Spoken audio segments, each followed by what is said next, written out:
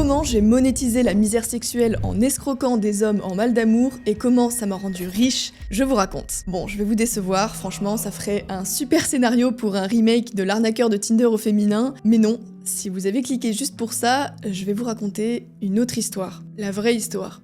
La mienne. Comment je suis devenue aux yeux de certains la pick-me numéro 1 de tout internet, celle qui trahit sa propre équipe, celle qu'on accuse d'avoir pactisé avec le patriarcat. Je vais vous raconter comment j'en suis arrivée à prendre des positions radicalement anti-féministes, comment je suis passée de militante politique à ennemie officielle des femmes pour certaines, alors que dans le fond, tout ce que je voulais, c'était éviter à d'autres femmes de vivre ce que j'ai vécu et offrir à certains hommes les clés qu'on ne leur a jamais données dans une société qui a perdu son bon sens. Tu gagnes à être connu. Croyez-le ou non, c'est vraiment la phrase qu'on m'a le plus répétée ces 2 dernières années. À chaque nouvelle rencontre, elle revenait, presque comme un refrain. Alors, aujourd'hui, avec cette vidéo, j'ai décidé de vous en dire un peu plus. Ce que je vais vous dire ici, je suis un peu stressée, mais je ne l'ai jamais formulé aussi clairement. Parce que j'ai toujours mis une certaine distance entre vous et moi, que ce soit dans mes vidéos, dans ma manière de communiquer ou plus largement dans ma présence en ligne. J'ai toujours gardé une forme de retenue et surtout, je parle très rarement de ma vie privée.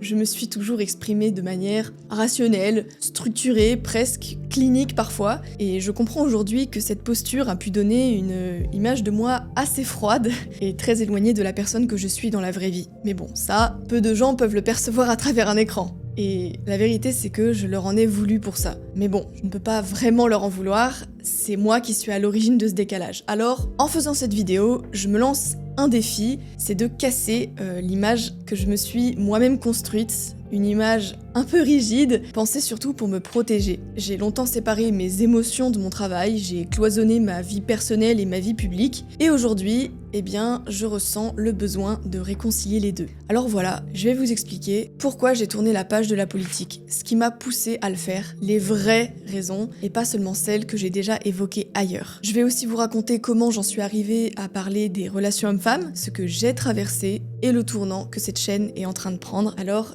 restez bien accrochés jusqu'au bout. Bon, pour ceux qui me découvrent avec cette vidéo ou qui sont là depuis peu, ça risque peut-être de vous surprendre, mais avant de créer du contenu sur les dynamiques hommes-femmes, j'étais une militante politique. Et pas à moitié. À 18 ans, j'ai plongé tête la première dans la politique, je me suis engagée à fond dans un mouvement de jeunesse et j'y ai vite gravi les échelons jusqu'à devenir porte-parole. J'étais tellement visible que certains médias m'ont repérée et j'ai eu l'occasion de défendre mes idées sur des plateaux télé à seulement 21 ans, toute seule, face à toute une meute enragée de chroniqueurs. Bon, depuis, le mouvement a été dissous, chacun a pris une autre route, et moi aussi. J'ai lancé cette chaîne YouTube. Et peu à peu, mes centres d'intérêt ont changé, évolué, je me suis tournée vers les rapports hommes-femmes, la psychologie, les dynamiques de pouvoir, la séduction. Et ce virage, il a fait du bruit. On en reparlera dans la suite de la vidéo. Mais d'abord, je veux revenir sur le pourquoi. Pourquoi j'ai commencé à parler de ça? Alors pas les raisons politiques que j'ai déjà évoquées dans une autre vidéo, qui sont toujours justes parce que j'ai aussi intellectualisé ce choix, je vais vous parler des raisons plus authentiques, disons, celles que je n'ai jamais dites. Alors, le vrai point de bascule, c'est une histoire personnelle, c'est une relation amoureuse. Alors dit comme ça peut paraître très banal, et pourtant cette relation, elle a été un séisme dans ma vie, très toxique, destructrice, marquée par des abus psychologiques, des tromperies et des violences conjugales. Alors je m'étalerai pas dessus, cette vidéo c'est pas un règlement de compte et j'ai tourné la page depuis longtemps, mais là d'où je viens, on ne parle pas de ce genre de choses. Dans mon milieu social, très catholique, noble, tant qu'on n'est pas fiancé, on garde sa vie sentimentale un peu cachée. Et même si mes parents ils ont évolué avec le temps, il m'était clairement impensable de me confier à eux, et pas plus qu'à mes frères et sœurs. Et puis j'ai ma fierté, je ne voulais ni qu'on me plaigne, ni qu'on s'inquiète pour moi. La Thaïs militante, combative, toujours prête à défendre ses idées qui seraient, malmenée dans sa vie privée? J'avais honte. Alors j'ai gardé tout ça pour moi et je me suis isolée.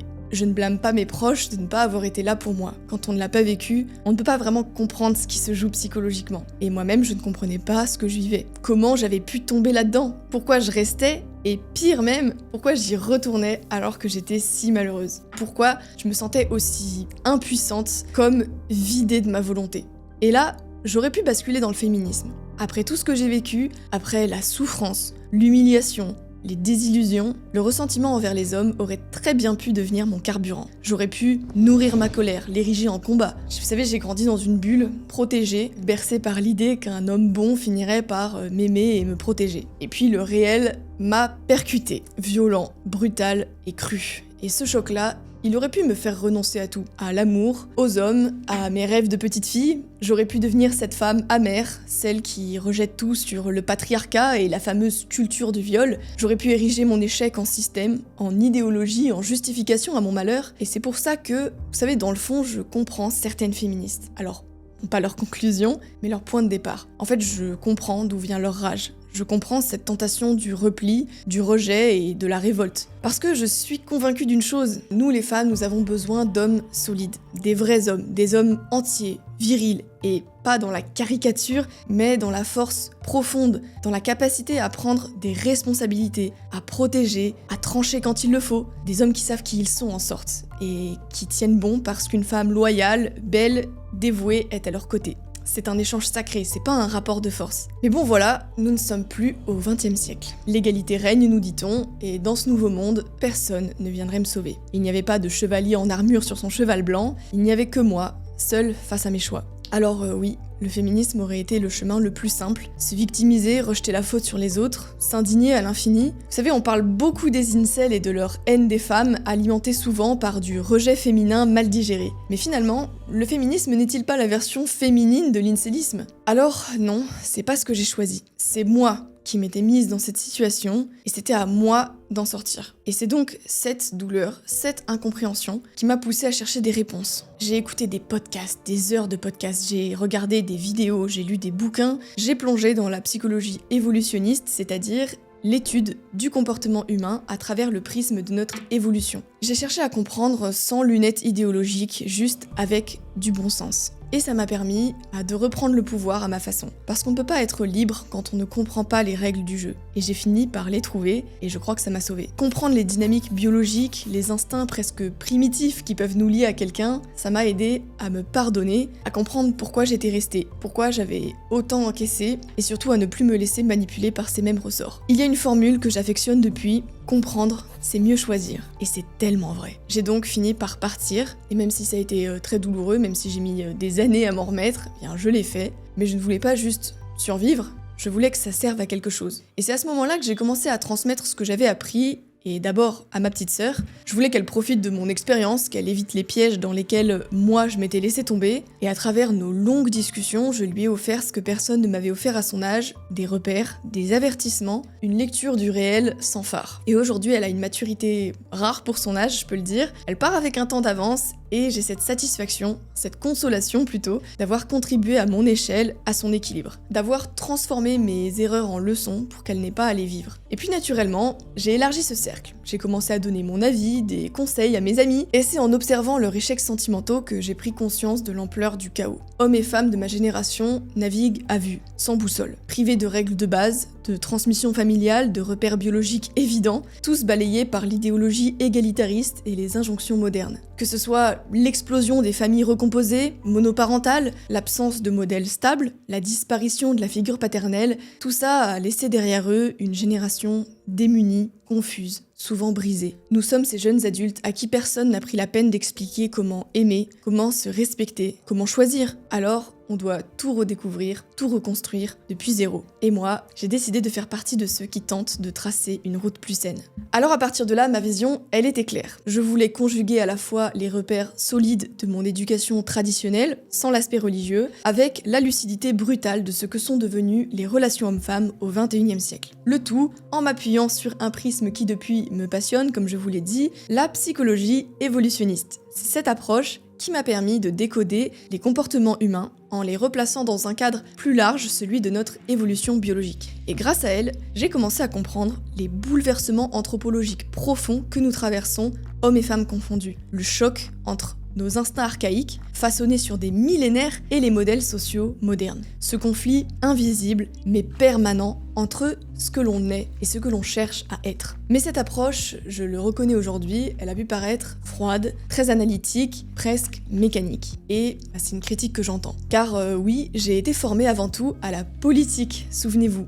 au débat d'idées, à la rigueur argumentative. Mes années de militantisme entre 18 et 22 ans ont été très intenses, formatrices. Je me suis construite dans un univers très masculin, où l'on valorise les faits, les chiffres, les rapports de force, et pas les émotions. Alors forcément, dans mes prises de parole, j'ai longtemps mis de côté le ressenti. Et je mesure aujourd'hui à quel point ça a pu me faire paraître dur, voire agressif, surtout auprès des femmes. Bon, il faut savoir que je suis en plus passionnée, très entière, voire fougueuse, une tête brûlée qui ne compte pas ses coups. Je suis animée par ce besoin viscéral de laisser une trace, et c'est sans doute ce mélange-là, ce cocktail explosif entre la rigueur de la pensée et l'intensité de mon tempérament, qui a donné naissance au personnage de Thaïs Descuffon sur internet, un personnage que beaucoup de femmes modernes détestent, parce qu'il met le doigt là où ça fait mal. Mais dans le fond, j'assume tout. Chaque mot, chaque position, je suis capable de les défendre sans sourciller. Oui, je considère que le féminisme est un frein majeur à la compréhension réelle entre les sexes. Et c'est pour ça que je l'ai désigné comme adversaire, et c'est nécessaire. Alors ce discours-là,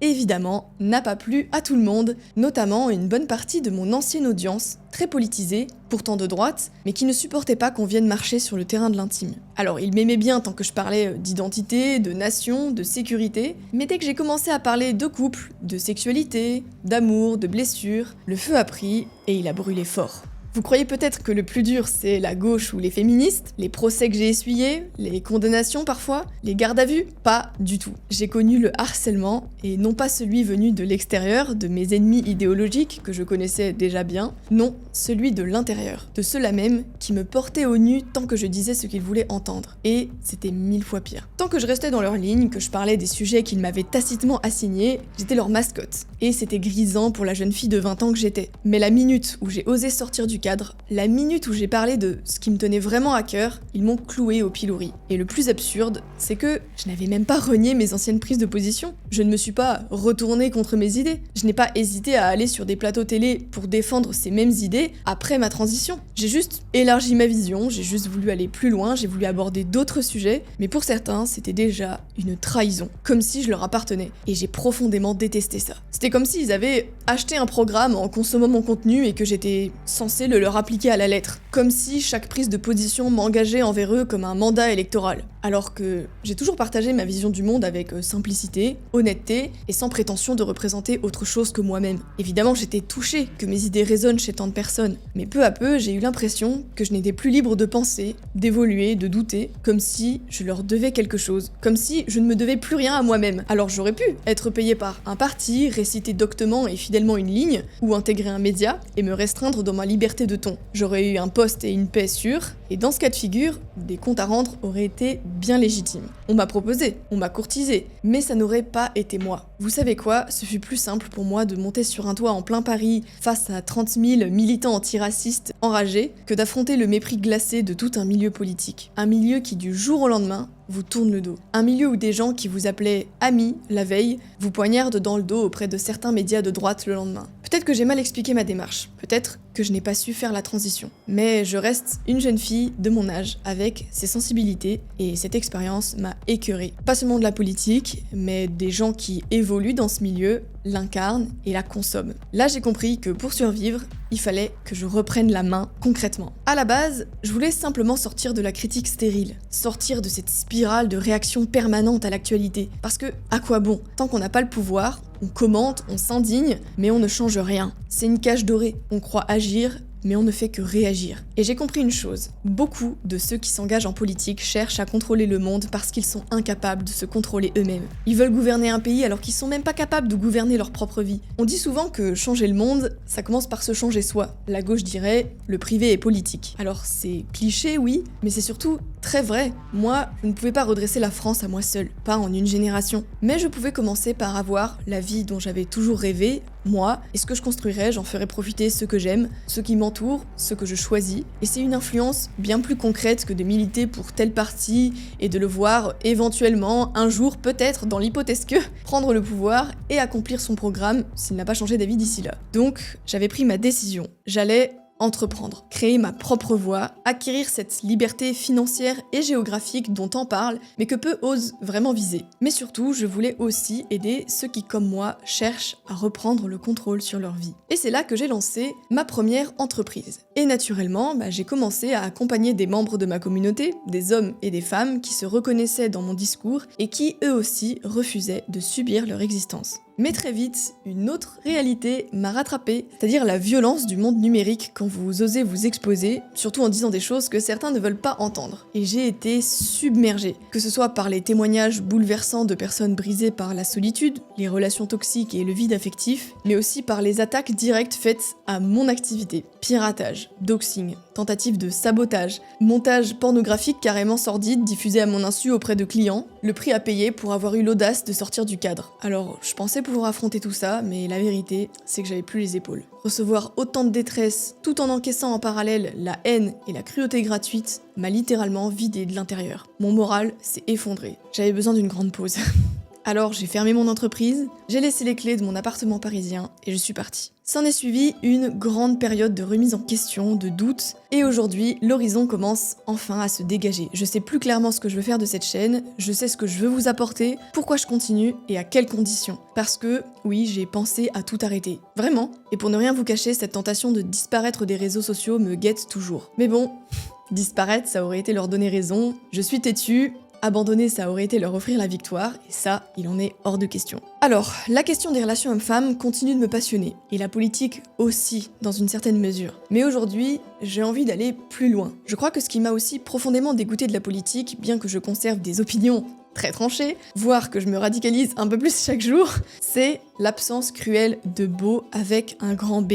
Les chiffres, les faits, les statistiques, tout ça c'est utile bien sûr, c'est passionnant même, quand on aime comprendre le monde. Et moi je m'y suis plongée la première à corps perdu. Mais à force de rationalité, je me suis oubliée. Parce que la politique en réalité, c'est laid, c'est sec, c'est terre à terre. Et moi j'avais besoin de réenchantement. Dostoïevski a dit « la beauté sauvera le monde ». Et moi, à force de débattre sur des plateaux, de citer des études, de rationaliser chaque émotion, j'ai fini par oublier ce que c'était que de créer du beau. J'ai réalisé à quel point l'esthétique avait déserté la droite. La gauche, elle, ce qu'on peut lui reconnaître quand même, c'est qu'elle sait séduire. Elle est créative, elle ose, elle façonne des imaginaires, et souvent la droite, ce qu'elle se contente de faire, c'est d'asséner qu'elle est du côté du réel. Alors c'est vrai, mais le réel, trop souvent, il est triste, il est désespérant, il est gris. Et voilà pourquoi il y a tant de gens dépressifs aussi dans notre camp. Et il faut être capable de le dire. Moi, la première, j'ai été épuisée par cette lucidité. À force d'être ancrée dans le factuel, j'ai fini par m'assécher et me vider de mes rêves. Alors, je me suis dit, comment réconcilier cet esprit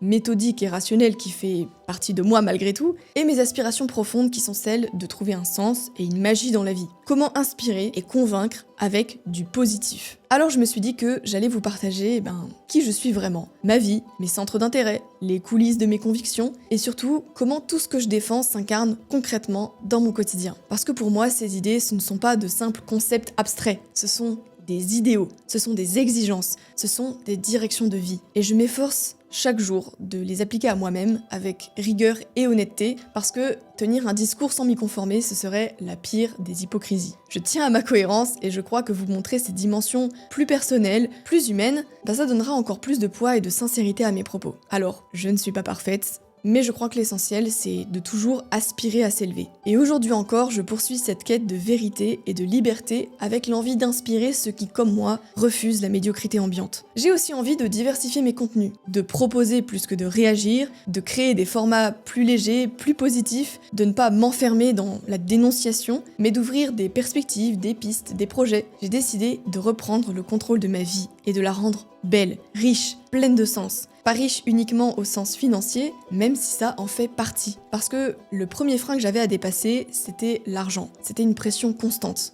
un poids sur les épaules, et une entrave à mon épanouissement. Vous imaginez peut-être que parce que je viens d'une vieille famille de la noblesse française, je suis née avec une cuillère en argent dans la bouche. Désolée de vous décevoir, mais non. J'ai commencé à travailler à 19 ans comme aide ménagère et surveillante d'établissement pour payer mon loyer et mes courses en parallèle de la fac et de mon militantisme. J'ai été community manager, puis virée. J'ai longtemps compté mes sous et je n'ai jamais reçu d'aide de mes parents qui n'étaient eux-mêmes pas en capacité de le faire. Et puis bon, essayez de ne pas faire fuir les sponsors en tenant le même discours que je tiens sur internet. Alors aujourd'hui, si je réussis enfin à vivre de ma chaîne YouTube, parce que c'est un travail à temps plein, c'est grâce à un partenariat avec l'accompagnement Valec Studio dont je vous ai déjà parlé dans 2 vidéos précédentes, qui propose à ses élèves d'apprendre et de vivre du montage vidéo notamment, et la qualité du montage dont vous êtes témoin sur cette chaîne YouTube, c'est le travail de membres de ce groupe depuis plus d'1 an. Et ce qui m'a convaincu de ce partenariat et de rejoindre cet accompagnement, c'est pas tant la qualité des cours qui permet de devenir indépendant grâce aux nouveaux métiers du web, ce qui m'a vraiment marqué, ce sont les personnes que j'y ai rencontrées. Croyez-le ou non, certains membres m'ont rappelé mes années de militantisme. Un truc dans cette énergie collective, cette entraide, cette volonté commune de se dépasser. Mais avec une différence essentielle quand même, ici on commence par se transformer soi-même avant de prétendre changer le monde. Et moi, j'y ai retrouvé l'espoir. J'ai trouvé des gens qui me ressemblent, la même vision du monde, le même état d'esprit. Si ça vous intéresse, j'ai mis un lien en description et en commentaire épinglé si vous souhaitez en savoir plus et nous rejoindre. En tout cas, pour finir, j'ai hâte de vous partager la suite sur cette chaîne, de voir si le nouveau cap vous plaira, et surtout, un immense merci à ceux qui me suivent depuis le début, qui m'ont soutenu, qui m'ont encouragé et qui ont su faire preuve de bienveillance quand j'en avais le plus besoin. Sans vous, j'aurais probablement tout arrêté. Et pour ceux qui s'inquiéteraient, au vu de tout ce que j'ai traversé, rassurez-vous, alors je suis restée en dehors du marché des relations pendant un bon moment parce que j'avais besoin de temps pour me reconstruire, digérer, guérir, afin de me rendre prête pour la personne à qui je voudrais dédier ma vie et la mériter, parce que malgré tout, j'ai jamais cessé d'y croire. Alors j'ai travaillé sur moi, et aujourd'hui je suis fière parce que je suis heureuse, parce que j'ai la vie dont je rêvais, et parce que oui, il y a une lumière au bout du tunnel.